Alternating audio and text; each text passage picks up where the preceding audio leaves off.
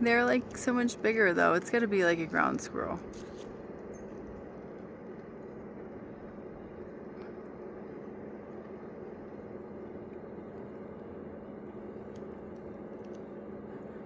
Did we just feed it? No. Because that water fountain, it shoots out so hard that it goes off of the fountain. Well, he probably knows that, and he probably hangs out by it because of that. He like slaps his tail against the ground. Is that what he's doing? You think that? Why does he do that? To get his tail moist. Oh, you think so?